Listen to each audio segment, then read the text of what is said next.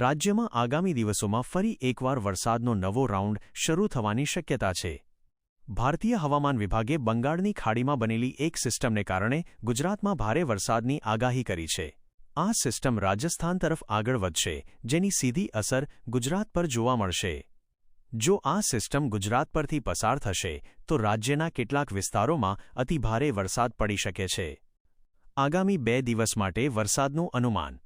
આગામી 2 દિવસ માટે ઉત્તર, મધ્ય અને દક્ષિણ ગુજરાતના કેટલાક જિલ્લાઓમાં યલો એલર્ટ જાહેર કરવામાં આવ્યું છે. આ એલર્ટ હેઠળ અરવલ્લી, મહીસાગર, દાહોદ, આણંદ, ખેડા, પંચમહાલ, છોટાઉદેપુર, નર્મદા, નવસારી, વલસાડ, ભરૂચ અને સુરત જેવા જિલ્લાઓમાં ભારે વરસાદ થવાની શક્યતા છે. જેમ જેમ આ સિસ્ટમ વધુ મજબૂત બનશે તેમ તેમ પવનની ગતિમાં પણ વધારો થશે અને વરસાદનું જોર વધશે. આ નવા રાઉન્ડમાં સૌરાષ્ટ્રના કેટલાક જિલ્લાઓ પણ ભારે પવન સાથે વરસાદનો અનુભવ કરશે.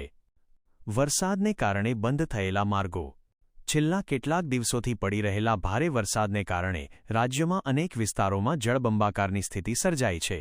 ખાસ કરીને દક્ષિણ, ઉત્તર અને પૂર્વ ગુજરાતમાં વરસાદનું જોર વધુ છે. આ ભારે વરસાદ અને પાણી ભરાવાને કારણે રાજ્યમાં કુલ 169 માર્ગો બંધ કરવામાં આવ્યા છે, જેમાં 3 સ્ટેટ હાઇવે અને 3 નેશનલ હાઇવે પણ સામેલ છે.